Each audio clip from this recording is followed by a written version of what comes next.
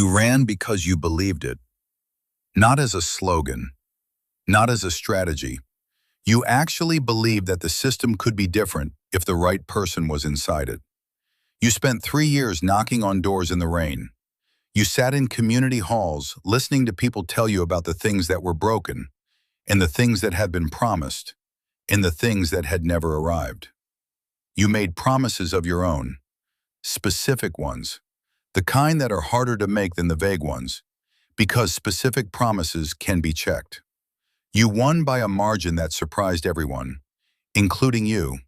And on Monday morning, you walked into the building for the first time as the person the building belonged to.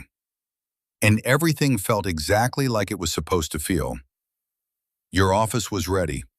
Someone had put flowers on the desk. There was a schedule printed and laminated and placed precisely in the center of the blotter. Your chief of staff shook your hand and said, "Welcome," and meant it in the way that people mean welcome when they have said it many times, and intended to mean something specific that is not quite what the word usually means. She walked you through the schedule. 9 a.m., security briefing. 10:30, department head's introduction. 12, lunch with the senior civil servant team. 2 p.m., first policy working group. 4, press briefing preparation. 6, end-of-day debrief. You looked at the schedule.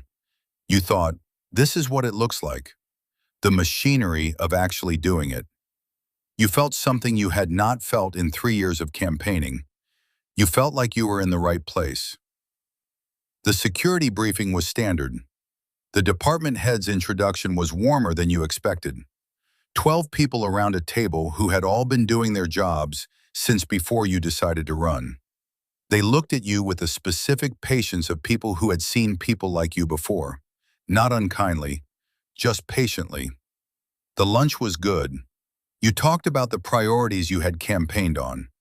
The senior civil servants listened and nodded and asked clarifying questions that gave you the impression of being heard. The policy working group started at 2. The first agenda item was infrastructure, a proposal for a new transit corridor. You listened to the presentation, and then, because this is what you do, and because 3 years of community halls had taught you to think about the people at the end of every decision, you made a suggestion, a specific amendment to the proposed route, a small change that would bring the corridor closer to a residential area that had been underserved for 20 years. You explained your reasoning. The room listened. The senior civil servant at the head of the table nodded slowly. He said that was an interesting approach. He opened a folder. He slid a document across the table. He said, something like that, perhaps. You looked at the document. It was an implementation plan.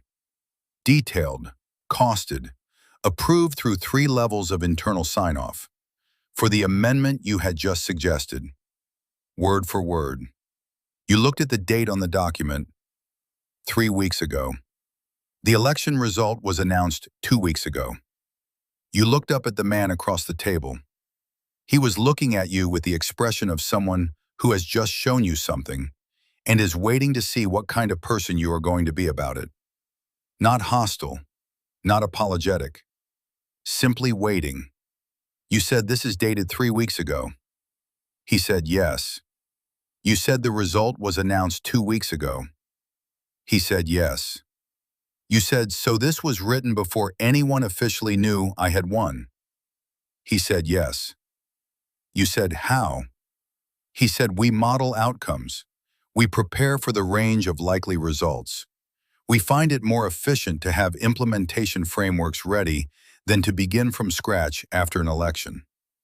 You said for every possible outcome. He said for the most likely ones.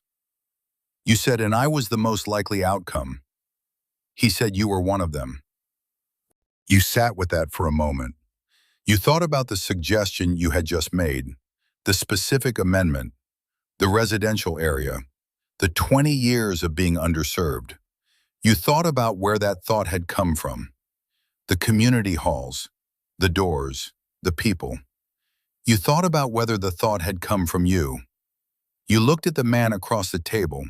You said, "How many of the things I am going to suggest have already been prepared for?" He said, "Most of them." You said, "Most." He said, "You have been consistent in your stated priorities. You have been specific in your promises. You are predictable in the best sense of the word. It makes preparation straightforward." You said, "In the things I have not suggested yet." He said, "We have reasonable confidence about the direction." You walked back to your office. You sat behind your desk. You looked at the flowers. You looked at the schedule. Laminated, precise, already decided. You looked at the window. Outside was the city, the community halls, the doors, the people who had voted for you because you were specific, because you made promises that could be checked. You thought about the implementation plan, dated 3 weeks before the result. You thought about the senior civil servant's face, waiting to see what kind of person you were going to be about it. At 4 p.m., a communications director placed a prepared statement in front of you. 2 pages. Your first public statement as an elected official. You read it. It was good. It was exactly what you would have said. It reflected your priorities, your language, your specific way of framing things. It sounded like you. It sounded exactly like you. You looked at the date on the document. You did not need to check. You already knew. Internal collapse hidden beneath composure. At 5:45, you were shown to the press room. Cameras, lights, journalists. The prepared statement was on the podium in front of you. You looked at the cameras. You looked at the statement. You thought about the people who voted for you. You thought about the implementation plan dated 3 weeks before the result. You thought about the senior civil servant's face, waiting. You thought about the specific kind of person you had always believed you were. You thought about whether that person and the person standing at this podium were still the same person. You put your hands on the sides of the podium. You looked at the cameras, and you opened your mouth.